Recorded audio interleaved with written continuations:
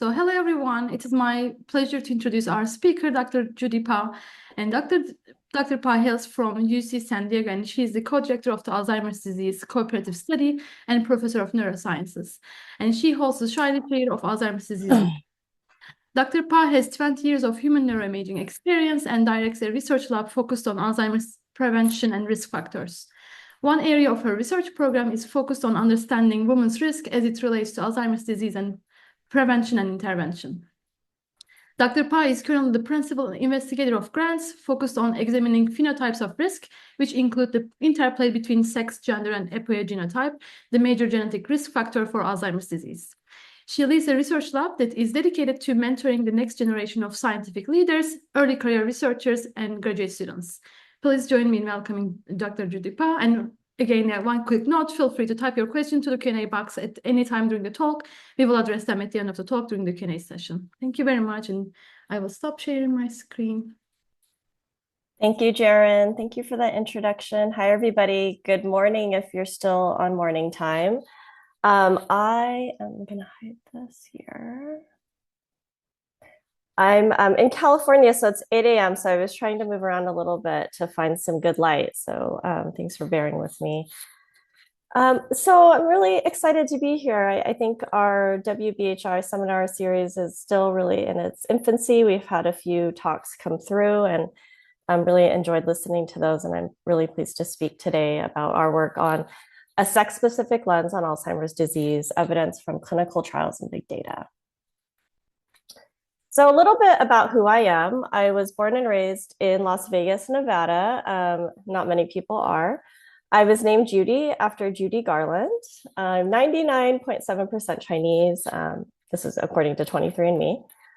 And my background, I trained in cognitive neuroscience. That's what I got my PhD in, a neurodegenerative diseases postdoc, and then ultimately landed in Alzheimer's disease for my faculty position. And I have been up and down the coast of California.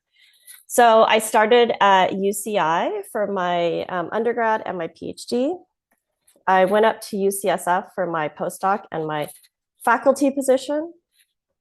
Went back down to USC in LA to be closer to family, and now have ended up here at UCSD. I know we have a diverse audience, so I wanted to share a little bit about my background. So I would have also said, who am I and why are we here? But it started feeling really philosophical. So I just stuck with today's outline.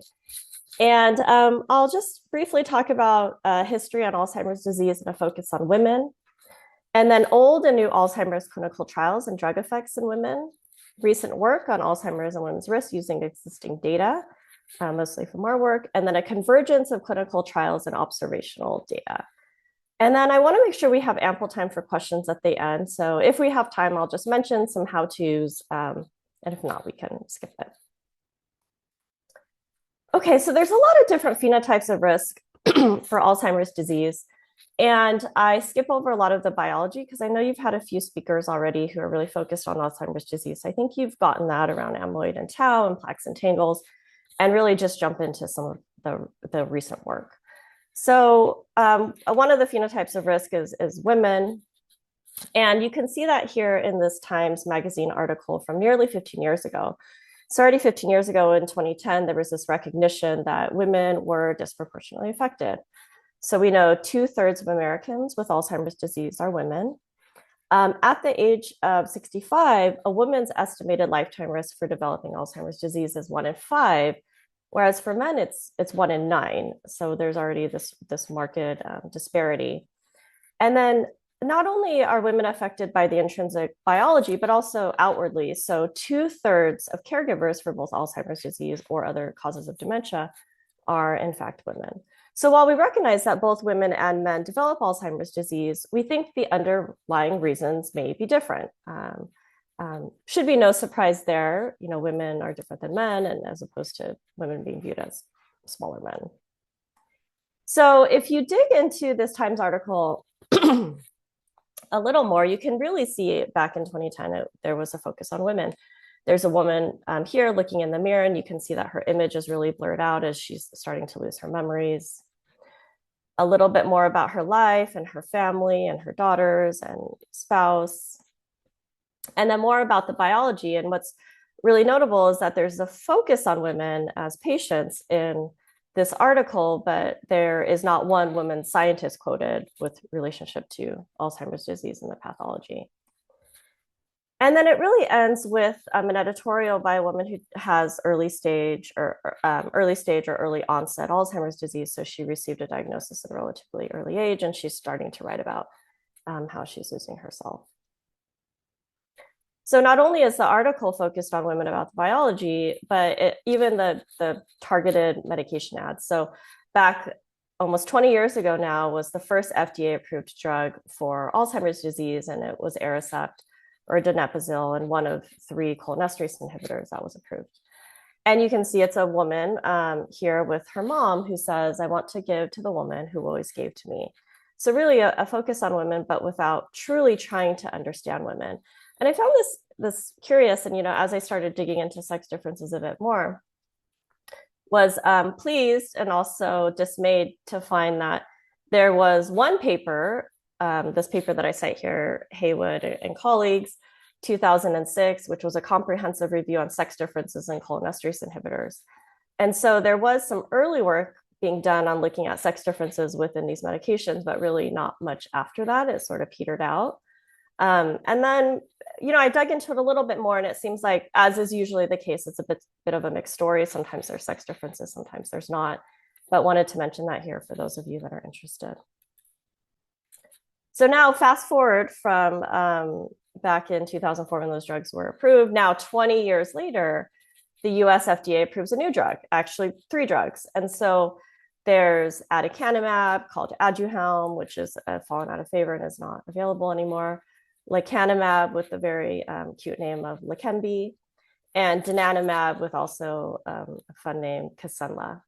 And so all of these treatments are anti-amyloid immunotherapies. They all clear different species of amyloid beta from the brain. And for the most part, and we can always talk about this later, but aducanumab and donanemab seem to really rely on the same type of amyloid beta, and lecanemab targets something a little bit earlier. So again, there's these 3 drugs that were approved, and we're going to step through each one briefly, just to show that the women seem to benefit less than the men in the studies. And they're small tables. It's really just to illustrate that this finding is sweeping across most of the outcomes. So this is for that first drug, aducanumab, Aduhelm, buried deep in the supplemental materials. And as you just go through each of the axes for the 4 different tables, you can see that they're either tied to clinical function that might involve a clinician evaluation. So the CDR sum of boxes and the ADCS ADL activities of daily living MCI score. And then on the diagonals, it's the MMSE and the ADAS-Cog13, and they're both measures of cognition. But what I really want to highlight is the data that are in the boxes around gender. And so you can see it has each of those is gender. We have female and male, and really it seems, right, we don't have the data, we can't do these formal analyses, but if one was to just look at it, it seems that the benefit seems to be less in women than in men, and that the women are crossing over the confidence intervals. So for the second drug, lecanemab or Leqembi, women also seem to be benefiting less than men, and this is, again, targeting a different species of amyloid beta. And so highlighting here in the boxes, it's a little clearer, still buried deep in the supplemental materials, not highlighted very much except for maybe one phrase in the main paper.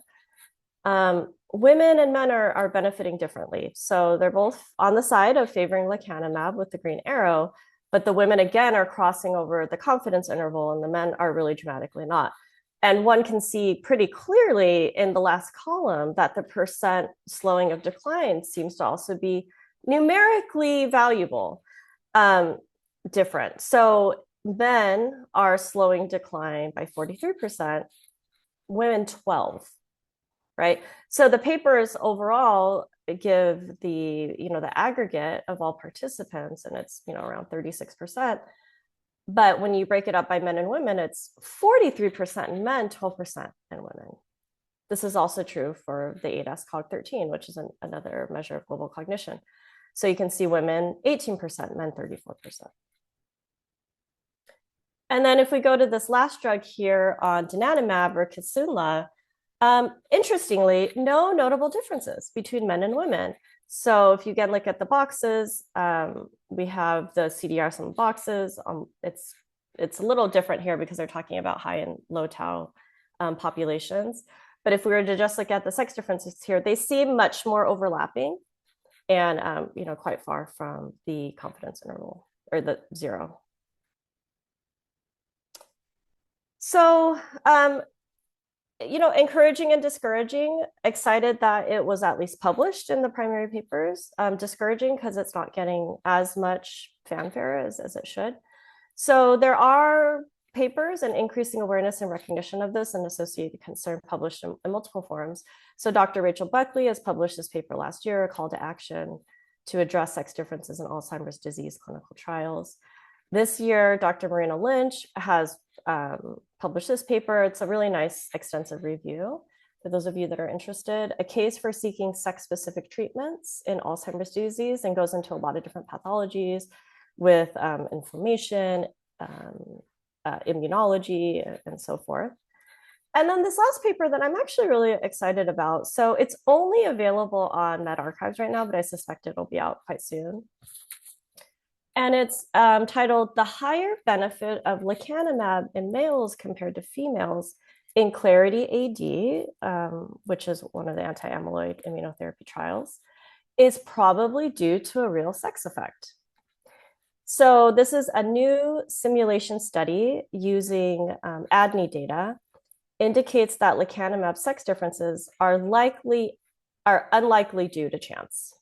So not likely due to chance. In fact, the probability based on their simulations is 0.1% probability. So they titled it very appropriately to say is probably a real sex effect without actually having the data and being able to test it themselves.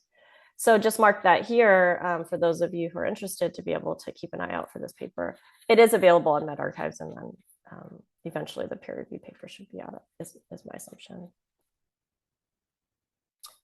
So there's different possible explanations for the observed sex differences in these studies.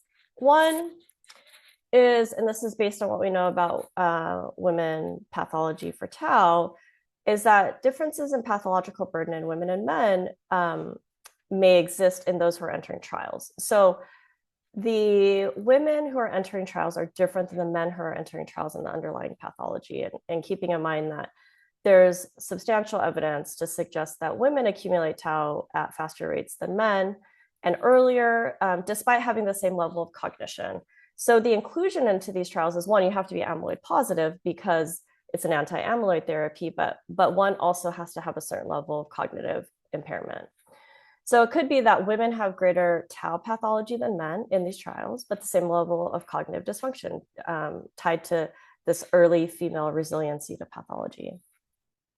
And therefore, it's this level of greater tau burden in women than men that's contributing to limited efficacy of the drug. But we don't know because we don't have the data. This is just a hypothesis. Another one is that there are inherently biological differences in the way that women and men respond to these treatments. And this one possibility comes from animal models that have shown with similar types of treatments that female mice clear amyloid less than male mice.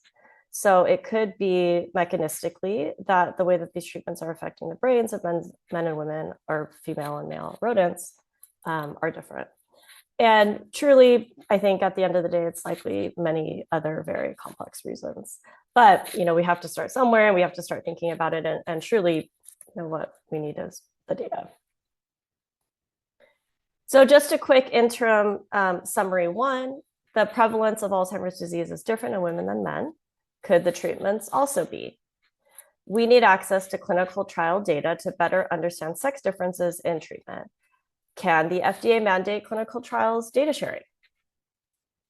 Government agency, maybe that's outside their realm. Can CMS mandate clinical trial data sharing? CMS, if it was to be approved to be reimbursed by CMS, it is the payers who cover that. And so is that more of a body of regulatory that might be able to do that? And I don't know the answers, and I think there's probably a lot of people on this call that have thoughts around this. But I think that this is the type of mandate that is needed for us to be able to move forward. And it's mandated by NIH. It's mandated by a lot of our our grantors. And so, these are ideas of really how we can push the field forward for the betterment of all. So much remains to be learned about sex difference in Alzheimer's treatment effects. So we've taken an approach of leveraging existing Alzheimer's data sets to investigate sex differences. We focused on genetics, medications, and then lifestyle risk factors or lifestyle interventions, and a focus on exercise. So this is data that we published a few years ago, doing a large meta-analysis of sex by ApoE4. So there was a paper, the Lindsay Farrer paper, that came out over 20 years ago, 25 years ago now, I think 1999, that showed that there was an interaction between sex and ApoE4. It hadn't really been looked at since then. And so we wanted to, excuse me, look at this in a large data set of 58,000 individuals. So we combined 27 data sets that had the available meta variables that we needed, and looked at just the differences in odd ratios between carriers and non-carriers by sex. And this here is just to show all of the different data sets that we looked at and where they fell on the female versus male or women versus men odds ratio of being more risk for women versus more risk for men. And what we really found in this paper is identifying this critical period of risk for women. So in figure 1 of this paper, we identified here in this first graph that there was this critical period in which women were converting to Alzheimer's disease more than men. And it was during that period of 65 to 75 years of age. And our interpretation from this is that this is really a period post-menopause. It's about 10 years post the average age of menopause, and thinking about, and it is also a common age in which people start to develop symptoms, but tying it more to that ApoE4 as a risk factor seems to be disproportionately higher in women than men. And so we wanted to dig into this a little bit further. So then we examined next this paper here on statin use and Alzheimer's disease risk. And again, using big data and wanting to harmonize different data sets. So data sets that have the availability of statin data, so the NAC and ADNI data sets.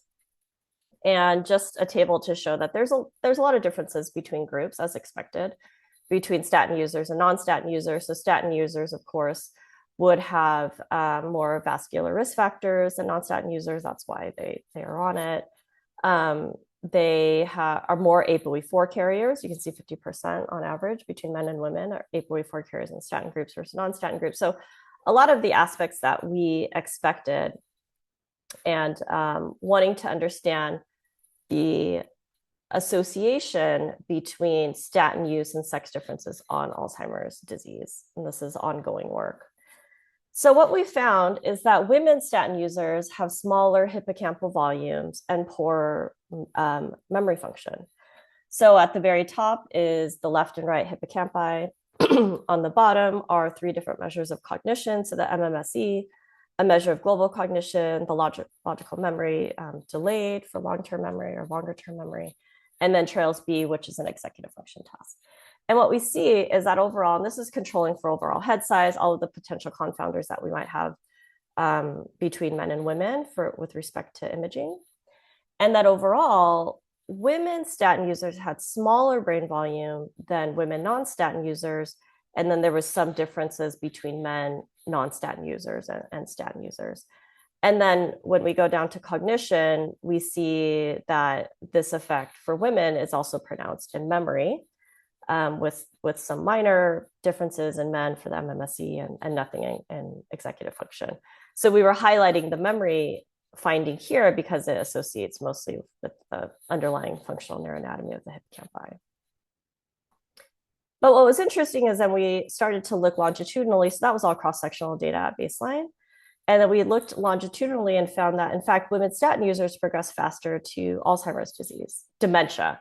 So clinical diagnosis of dementia, likely viewed underlying etiology being Alzheimer's disease.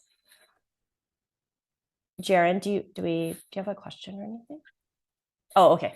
Okay, just checking. So what's fascinating is one would think, okay, yes, statin users might progress more quickly than non-statin users because they have additional vascular risk factors and they have high cholesterol. But what's interesting is that if you look on the left, you have all users, the users and non-users, and they're largely overlapping. But then if you look over to panels B and C, where it's broken up and stratified by women versus men, that the men don't have a statistically significant difference. They start to separate, but it's not significant. Whereas for women, there is a difference. So it looks like women statin users are progressing more quickly than men statin users, or sorry, women non-statin users. And I mean, there's a lot of limitations to this work. So it's observational data. There's the potential for reverse causality, right? Those individuals were already, going down a path, and that's why they're statin users. But what is interesting is we tried to control for as many vascular risk factors as we can. There's more ApoE carriers in the statin group than the non-statin group. And so we tried to control for that. We actually reran the whole analysis just by ApoE4. We didn't find it. And so one possible view of this work is that cholesterol in the brain is critical for the production of estrogen. So once cholesterol starts to go down based on the use of a statin, then it may also be affecting estrogen levels in the brain as well. And so, and there's more nuance to this work. We only looked at lipophilic statins that cross the blood-brain barrier. So we know they're getting into the brain, as opposed to hydrophilic statins, which don't, because they are repelled from the blood-brain barrier. So this is, ongoing work. We're trying to really understand it. It's a big statement to be able to out there and say statins are not good for women's brains with respect to dementia risk, but something we're still trying to put together. And then lastly, just this piece of evidence here around our work in lifestyle factors and exercise. So I am truly a believer of trying to increase things intrinsically in the brain as much as we can, and have really focused a large part of my research program looking at lifestyle factors, interventions, aspects of exercise. How can we naturally increase these things with positive activities and events that benefit the brain and the body? And so this is also from observational data. So it's all associations using the YCAP data, which comes out of New York, which is a multi-ethnic cohort through collaborations at Columbia. And we found that there's stronger associations between lifestyle activities, such as physical activity and cognitive activity. This is based on 2 different self-reports. Cognitive activity could be things like socializing in groups, going out to the movies, reading books, etc. And physical activity is really a pretty standard metric of different types of activities that an individual does, and it gets converted to METs. So that's why we see METs there on the x-axis, and COG-ACT is cognitive activities on the x-axis at the bottom.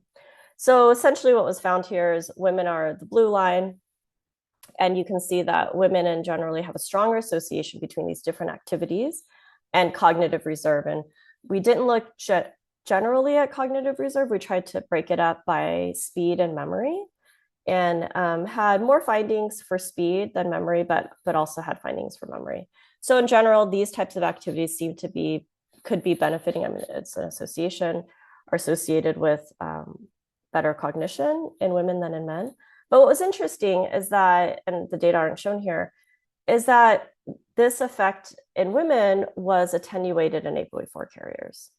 So if we did another sub-analysis, and again, our ends are starting to get smaller and smaller when we do that, is looking just at the ApoE4 carriers in another stratified analysis, finding that it seemed to be attenuated in carriers, but not in non-carriers. So non-carriers still showed the effect. So it's not an uncommon story where effects that we find seem to be different in ApoE4 carriers and non-carriers. So there's a lot of different ways to think about this data. One possible pathway for women's specific risk, and it also shows my bias towards thinking about metabolic shifts, aspects of menopause and tying it to some of the work that we've done in mitochondria. This is really Russ Swerdlow out of Kansas's theory around a mitochondrial cascade hypothesis of Alzheimer's disease. There's a lot of really, really interesting ideas in this type of pathway. But we have baseline mitochondrial function. This is really genetically determined. All of our mitochondria are inherited from our mother. I've always had some really interesting thoughts about this around maternal family history. And then it goes into age-associated mitochondrial decline. This happens both just due to age. It can also happen based on our lifestyle activities. And so if we were, for example, to maintain a very physically active life, we might have healthier mitochondria than sitting on the couch. And so as there's this age-associated mitochondrial decline, we have these minor bioenergetic shifts and declines. And Dr. Robbie Brinton in Arizona is really a leader in this area. And now we start to have a metabolically compensated brain aging. So at this point, this is when amyloid beta, and this is how Russ is tying in the amyloid story, production levels start to accelerate, and then the brain shifts into another bioenergetic decline, and things change. So it's really tied to for me, a metabolic pathway potentially for women's risk. And that as all of these natural activities change, especially as it ties to menopause, it's our brain being depleted of certain types of nutrients, energy, estrogen, and it's now our job, our role to be able to figure out how to combat that. And then just also to point out that mitochondrial health and function influences estrogen action. So over on the left, we have healthy functional mitochondria. There's a lot of intact E signaling, and there's beneficial effects the brain and body can benefit from having adequate estrogen. But then once one's brain shifts, or brain and body shift into damaged mitochondria, that the production of estrogen starts to lead to detrimental effects and altered E signaling. And so this notion again of wanting to keep our mitochondria and our brains as healthy as possible. So just a quick interim summary too. Metabolic function, mitochondrial function, menopause are as key factors for sex-specific risk. I am so heartened to be a part of this group and to know that there's a lot of people working in this area from a lot of different perspectives. And every time I hear about it, I learn 10 new things. And I'm just excited about trying to bring our fields together, because I think still in a lot of ways, we all work in silos, right? We have our own areas of specialty, and trying to think about how do we tie it all in together and develop better and better, stronger and stronger, more empirically based theoretical frameworks to work from, and then to be able to empirically test. So just to show just a couple of these main bullets of the takeaways. So ApoE has a role in lipid metabolism, cholesterol role in estrogen production tied to the second finding that I had shared, and then exercise and approach to maintaining metabolic health. So we want to continue to move down this path of trying to think about existing data sets that we can access. And this specific effort is in clinical trials data sets, both drug and non-drug. We have access to trials that are available to us. A lot of them are NIH funded, federally funded, or they might be older drug trials in which the companies have released the data, but that's usually not the case. So I listed a few here that we have interest in. Simvastatin is a statin. It's a lipophilic statin. A4 is an anti-amyloid therapy. US Pointer is multi-domain. Exert is exercise. So just trying to think about how to bring all of this together in a large-scale harmonized data effort. So with that, we would have to have access to all of these different meta variables that are needed for demographics, cognition, and then if we can get access to biofluids, to brain imaging and the actual raw data. It's okay if it's processed, but there's just a limitation with, images could be processed differently, and then also genetics. And hoping to pull all of that together in a larger effort for centralized data system, quality control, data harmonization. I think there's a lot of possible cross-fertilization with other big data efforts that are going on, and AI and machine learning, and thinking about, I tend to approach it really hypothesis driven with a specific question I want to test. And I recognize that with such big data, that there's a lot of other methodologies that could lend itself to new discoveries. So then just going to shift here into, can we have the best of both worlds? So I started out by talking about some of the clinical trials, both from 20 years ago and then in the recent years with the anti-amyloid immunotherapies, and then big data. So harvesting whatever findings we can have from existing big data, all of those efforts that have been in place, and then trying to harmonize across data sets to really make our numbers bigger and more powerful for the purposes of precision medicine. But can we have the best of both worlds in which clinical trials meet big data? So there's a new methodology called target trial emulation. I'm going to step through a couple of key bullets. This is all pulled from this paper that I'm going to describe in a moment. Wei and colleagues just came out in JAGS. But this is the way that they describe target trial emulation, with a little paraphrasing. So when randomized controlled trials are not feasible, target trial emulation may be a possible approach. Target trial, and I purposefully have it all out here so folks can take pictures of it or really read it, because it's a specific statistical model, estimates the causal effectiveness. So now we're working within a causal framework of a hypothetical intervention using observational data. And this observational data and the way that it's designed will reflect the design and analysis of a hypothetical RCT, randomized controlled trial, with defined eligibility criteria, treatment strategies, outcomes, analytic model, everything that follows clinical trials. So essentially, it's taking existing observational large epidemiological cohort data and applying a clinical trial design on top of it and trying to account for all of the limitations of a clinical trial, of an observational study, right? So that's always the big challenge with large epidemiological observational studies, is that it's association. I mean, even the modifiable risk factors from the Lancet Commission, that's all based off observational data, right? That's not necessarily based off of trial data, but a lot of conclusions of causality come from those. So there's also other issues, right? The reason why we do a randomized controlled trial is that first word, it's randomized. The idea is when we randomize in a proper, adequate way, as much as we can control for imbalances between groups. One can't do that in an observational study on the face of it because individuals are engaging in different activities based on their own accord. So with advanced confounding adjustment and accounting for loss to follow-up and censoring, similar aspects that are taken in randomized controlled trials, then target trial emulation minimizes the impact of confounding and selection bias, right? These are all the intentions and sometimes the assumptions, because they may or may not work, but that's also true in trials. We try to control for randomization factors that we think really matter, and then at the end of the day, we forgot to control for something else, and now it's confounded between groups, like ApoE4 status. So this utility, this idea of target trial emulation is particularly helpful, useful, true, in the mixed field of physical activity or exercise RCTs.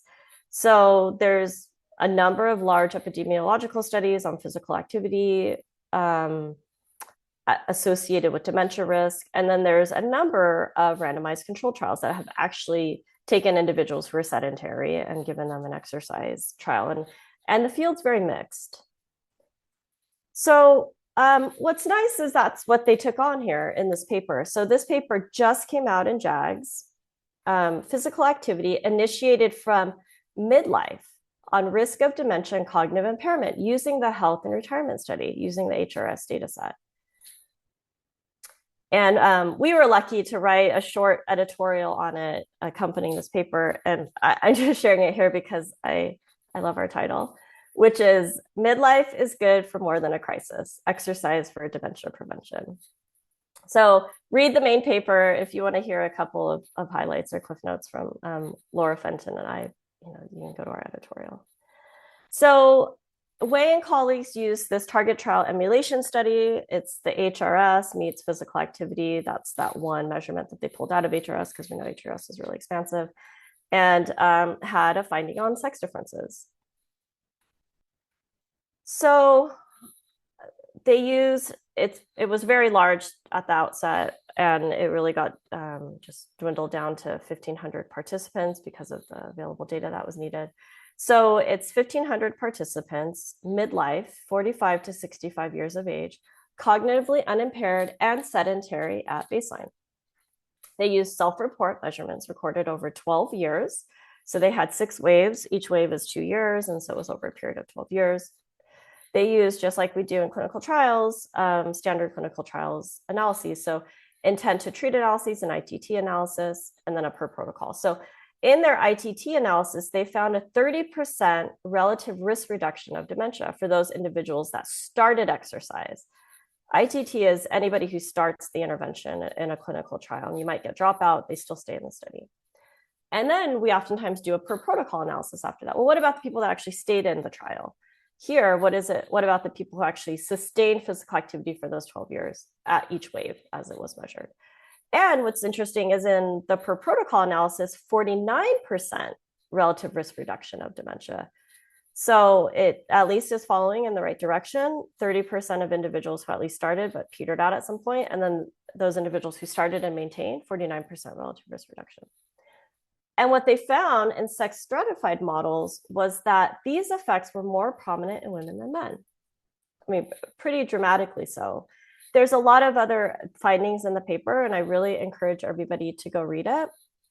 But they found that they could use an observational cohort, HRS, and apply it, use it within a target trial emulation framework, and that they had these findings, and that they were also different between women and men. And so there's a lot of interest in this area, especially thinking about what treatments might work for women.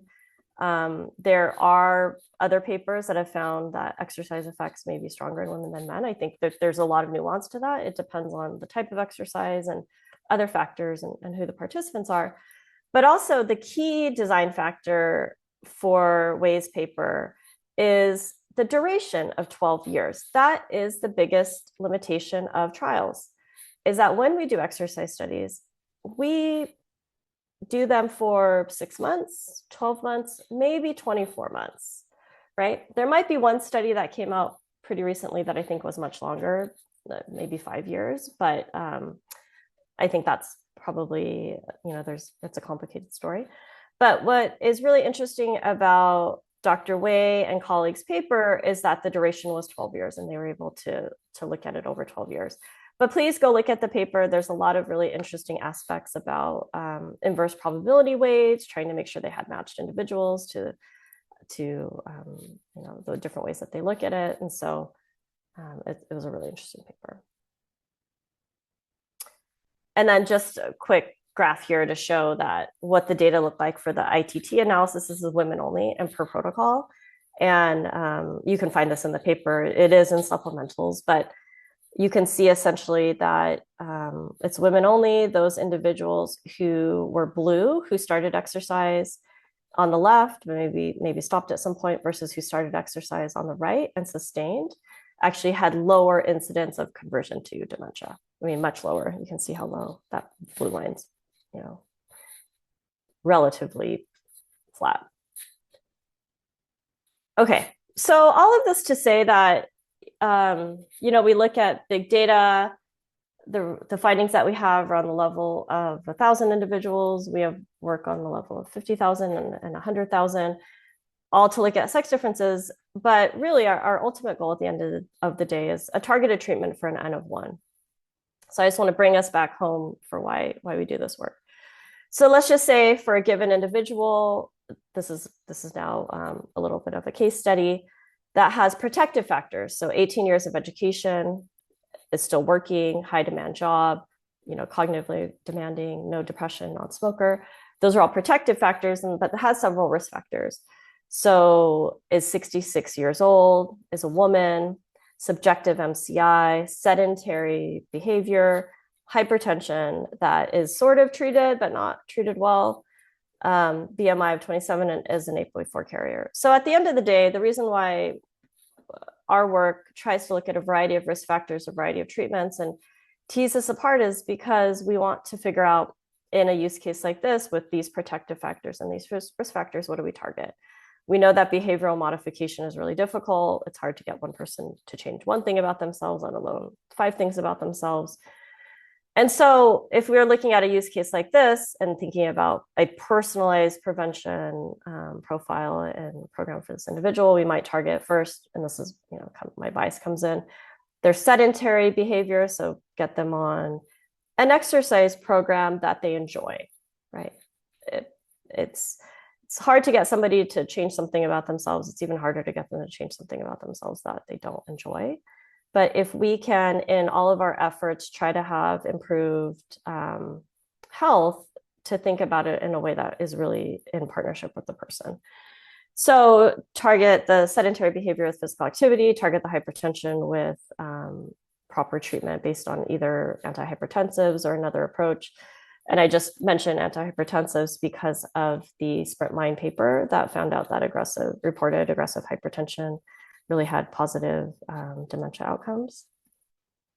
And then maybe the subjective MCI and having the individual participate in some sort of cognitive training or stimulating cognitive behavior, learning a new musical instrument, learning a foreign language. And so just having a goal of a personalized multi-domain interventions may improve multiple risk factors and reduce burden. So I'll just spend just a minute or two so we have enough time for questions and chats on just these 2 how-tos. So how to conduct sex-specific analyses in your work.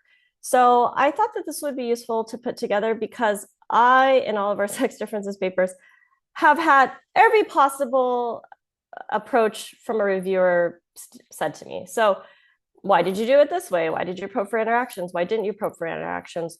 Why did you jump straight to stratified? Those are inferential statistics. Why didn't you jump straight to stratified if that was your a priori hypothesis? So I just have this little quick step-by-step, and some of you may agree and not agree, but one way to go about it is start with the interaction. I think that makes a lot of sense. I don't always think that just because there isn't an interaction at a 0.05 that we should stop. Interactions at 0.05 can be very challenging in a lot of different scenarios. And so oftentimes we relax our alpha and we run a power calculation to say, likelihood of a false positive. We relax our alpha to 0.1 to 0.2. And then if we get an interaction p-value at 0.1 or 0.2, we move to step 2. Step 2 is after you have a meaningful interaction to then do sex stratified analyses of, by sex or gender, and then looking at different predictor variables and outcomes. There's also the idea of including it in a model as a binary moderating variable. And then just number 4, to really say that there's more than one way to do it. I like to do it a lot of different ways, kind of just so I know what the answer is for reviewers. But I oftentimes get, even in the same review, we'll get reviewers that give me the exact opposite recommendation. So, and then lastly, just to put it front and center, to not bury it in the supplemental materials. I think that as we, as reviewers, are able to do this, right? So we do it in our own work. Those of us interested in sex differences will oftentimes include that front and center. But another way that we can influence this is during review.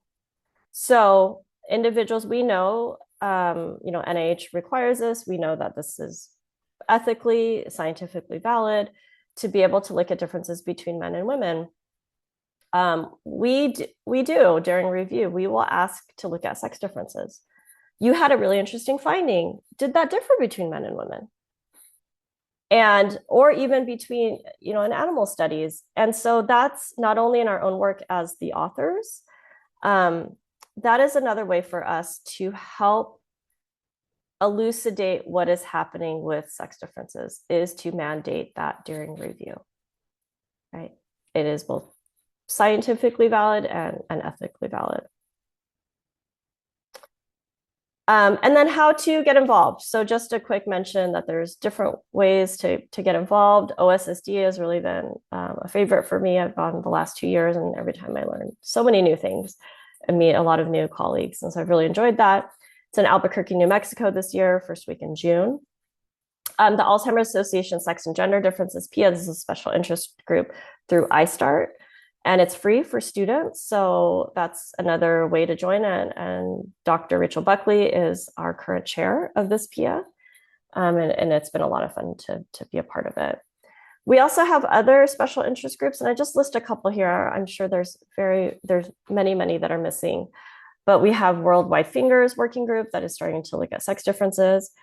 In Diane, which is autosomal dominant Alzheimer's disease network, they're also starting to look at sex differences within autosomal dominant AD, APP, presenilin 1, presenilin 2, mutation carriers that are fully penetrant. And then also within HABS HD on health disparities, they are now also taking a big interest in sex differences. There's other ways too, so form new collaborations, join a lab that focuses on this area, contact people on this call, in this group, and then many more ways. So let's lean on and learn from those around us.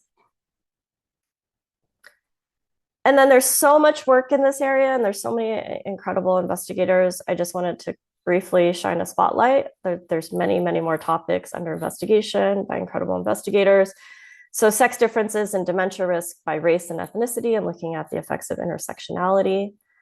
Genetic risk, goes back to the autosomal dominant AD work, but also looking at sex chromosomes and Down syndrome. And then modifiable risk factors. So a lot of work being done in dementia risk, worldwide fingers, physical activity, proteomics, and depression. So please look out for a lot of this other work, especially if it's an area that you're interested in. And with that, I'll say thank you all for listening. It's really on the effort and the collaboration with a lot of people who are able to get all of this work done. And this is just a screenshot of my lab. It's a little outdated now, but I thought it was fun for Halloween because we're all sort of all in costume.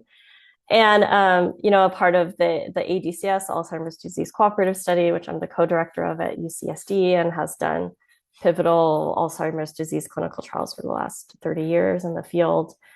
And of course, the Annis Bowers Women's Brain Health Initiative that we're all here for today, and really is just springboarding and launching into a lot of really exciting work. And then I'll just end with this one phrase that if new treatments are not safe for APOE4 carriers, and if there is limited efficacy in women, then who's left? And with that, I'll say thank you. And I'm really excited to hear some questions. I'll clap for everyone. Wonderful talk. Thanks so much, Dr. Pa. We have a good number of questions I can start with, and then if we have time left, I have also some questions. Sure. I can start with the first question. Regarding the differences between men and women, means statins, what do you think about the survivor bias theories regarding men's high risk cardiovascular risk, which is more fatal than for women in middle age, meaning men who survive could have some resilience to these risk factors? No, it's a great question. It certainly is a factor, right? We know that there's survival bias. It's oftentimes remarked as the explanation for what we're finding, but we know that the biology is different. We know that the sociocultural factors are different for women versus men. And it's unlikely in a very complicated system for it to be simply because the men who are living past 80 are healthier because they didn't die from a heart attack. It's a piece of it, absolutely, but it's far from the explanation. I have a question related to this topic, so stay on it for a minute. So, do you know if the efficacy of the statins is different between men and women? Like perhaps the statins aren't working as well for the women, just like the Alzheimer's drugs, so then it's not getting the benefit. We tried to look into this a little bit, and it's a mixed story because we don't have access to that data at least, some of that data. But that goes back to us wanting to now go back through historical clinical trials and that simvastatin trial, which we do have access to. Right. And what's fascinating is that now the technology is caught up with the science, in the sense that when we were doing these studies, however many years or decades ago, we didn't have all of the markers that we have now from blood, but we have all the banked samples. Mm-hmm. And so what we're hoping to do, and to get funding for, is to be able to go back and dig into our biobanks and run them through proteomics and try to understand what the signatures look like and if they were different in men and women, because we have pre and post trial data on this. So I think that there is certainly evidence out there to suggest that the efficacy in women and men could be different, but there's just a lot of, I guess, epidemiological limitations to it. So, for example, there's a view, and I don't know. I think there's always complicated reasons, but there's a view that women who go on to statins are much more at risk than men. So, for example, women will try a lot of different types of approaches to reduce their cholesterol before they take a pill. We do know, though, I think this is pretty well documented and accepted, that the side effects from statins are more severe in women than men. So yeah, feelings of feeling ill, muscle cramps and stress are stronger in women than men. And so that's also another reason why women may seek an alternate approach. Interesting. There's another statin-related question that I'll ask. Do you know if lifestyle activities attenuate risk associated with statin use? Yeah. So in other words, if the effect that we find from statin use in women with dementia risk is true, could one then exercise and maybe attenuate that? It's a great question. I don't think that there are studies that have tried to look at the interaction, even epidemiologically.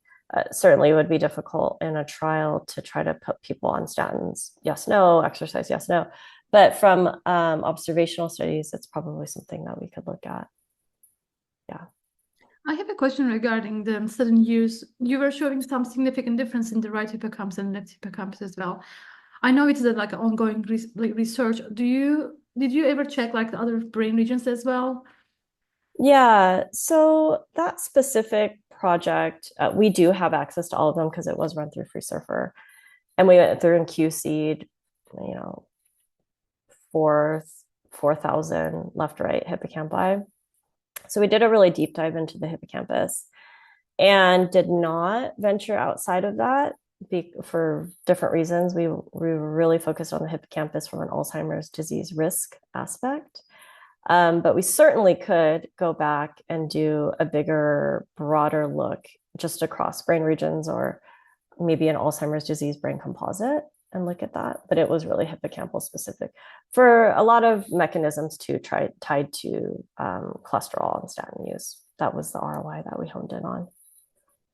Perfect. We have another question. Have you also considered whether the women involved in your study were exposed to any type of menopausal hormone therapy, or if any of them experienced surgical menopause before reaching the natural age of menopause? Yeah, I mean, it's a great question. When we're working with these existing observational studies, we kind of, you get what you get. You can't get upset, meaning that the data are what the data are. And if we aren't the ones who design the data, then we are limited to whatever answers we have.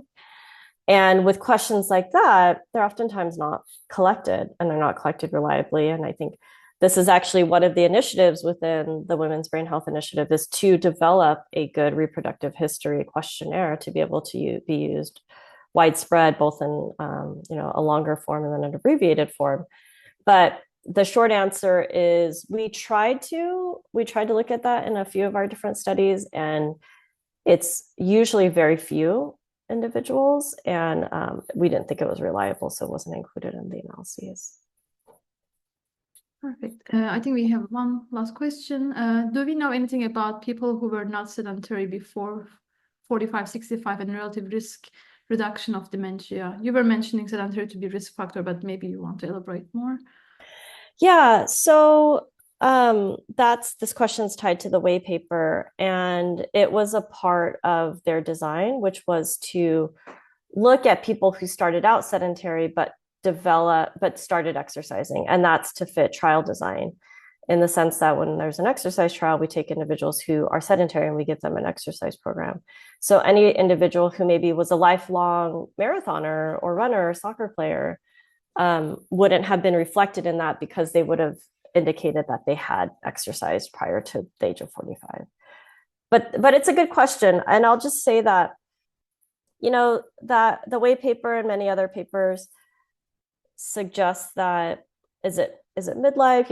Is exercise or being physically inactive a midlife risk factor? And I really think it's never too early and it's never too late to start exercising. And this is me, really showing my bias towards exercise. But I think just from all of the animal work, the rodent work, and recognizing that when we increase exercise, physical activity, we increase neurogenesis and the dentate gyrus of the hippocampus, that then, if those progenitor cells have a job, then they'll integrate into a memory network within the hippocampus and become beneficial.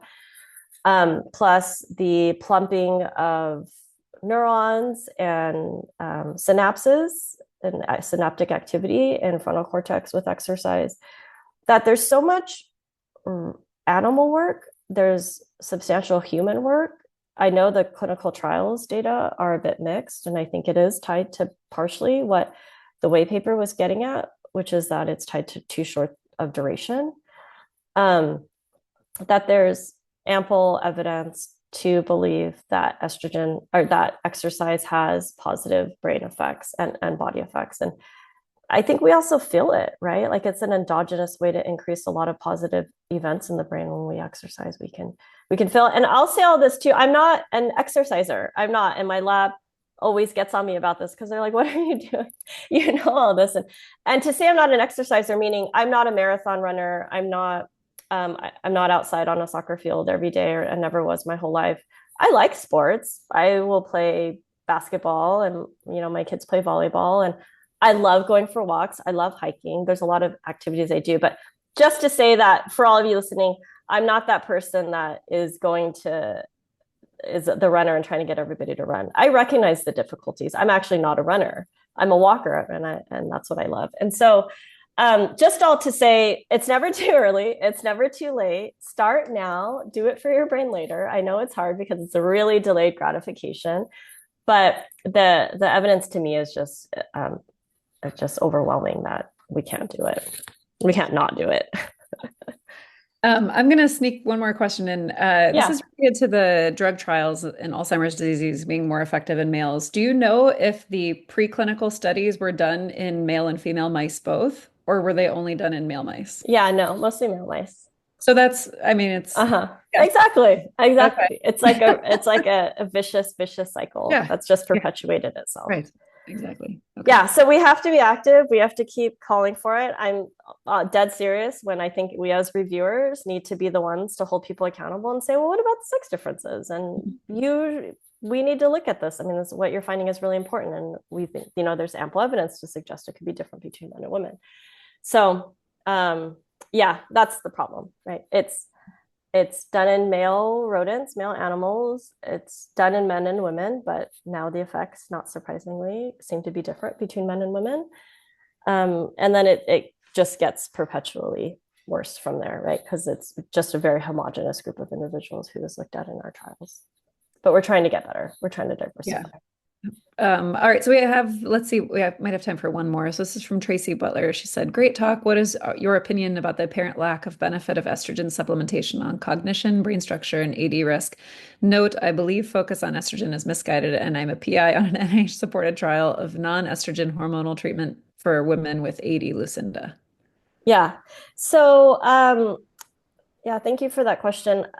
I'll have to add this one slide, which is very meta because it's a slide of a slide. But there's a timing, and I would love to hear more about your work and understand it, because it sounds like yours is focused on non-estrogen and maybe it's other hormones. But that there's an estrogen timing hypothesis for HRT. And Michelle Milkey has worked on this, and this has really been developed over the last decades. And it's interesting. I mean, I was just so taken by the slide that I saw, and apologies, I know folks have to run and hop off. But the short of it is that this slide took all of the metadata from published trials and plotted it on a timeline by at what age, what period in a pre, peri, post-menopausal phase a woman is in, and showed that the effects were positive, helpful, if it was premenopause. They were borderline if it was perimenopause, and they were actually detrimental if it was postmenopause. And maybe it has a little bit tied to what I was describing earlier with mitochondrial function and estrogen, and it's beneficial at some point, and maybe it becomes non-beneficial because the brain has had an endocrine shift. And so I just found that to be so fascinating, and I don't think it's talked about enough. So look it up, estrogen timing hypothesis of estrogen or of HRT. And it just was really striking to me to think that there is a timing effect, which actually makes a lot of sense. And that if we timed it right and started it before the brain made that shift, because out of necessity, right, that it may be beneficial. But I think there's a lot more to it too. It's probably really complicated. Okay, great. Thank you so much for those questions. And if you have questions that we didn't get to, please put them on the YouTube video channel because we'll monitor that. And we have to stop now since we're a little bit over time. But thank you so much for giving us a great talk and a lot to think about. Yep. Yeah, you're welcome. Thank you all. Take care. Bye-bye. Bye-bye.